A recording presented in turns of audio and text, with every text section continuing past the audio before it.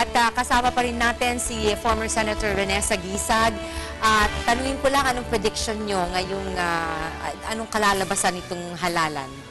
Well, so far, from what we have seen and heard, mukha namang orderly, no?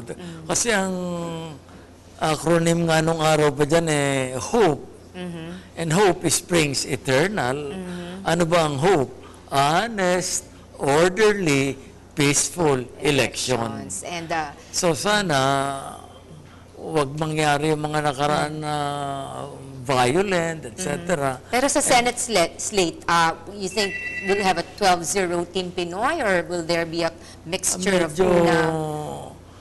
typical politicians talk lang yun na 12-0. But I think as a practical matter, hindi naman masi-zero siguro yung una.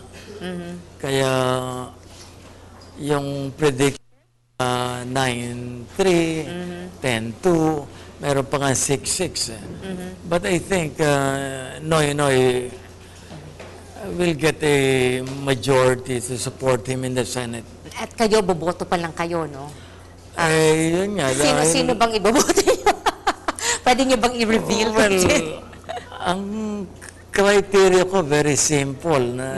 Non-LCS, non-lying, non-cheating, non-stealing. Ilan kaya yun? Siguro it will take me the rest of the day to find out. Meron mga obvious doon. Na, kasi kamukha din ni paring boy, pareho kami ng edad. Ang palagay ko talagang iisa lang na nasa isip ni paring boy, legacy. Hindi niya gustong ma-associate forever yung pangalan ng Brillantes sa kawalang hiyan Kaya he will try to do his best to have hope. Ako naman, yun din ang pag-asa ko na matapos sana, walang violent incidents mamaya. Yung mga names, secret. Secret pa?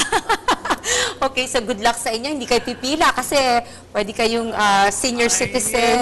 Dahil yung mga laos at paos, may priority kami dyan. Priority, mga buntis, PWD, at saka senior citizens. Diretso na. Yun lang. I hope na hope spring eternal and that we may never cease to dream. Okay, so thank you very much. At pinaunlakan nyo kami dito. Sa uulitin po. Maraming salamat. Okay, good luck sa pagboto nyo. That was former Senator Rene Saguisag.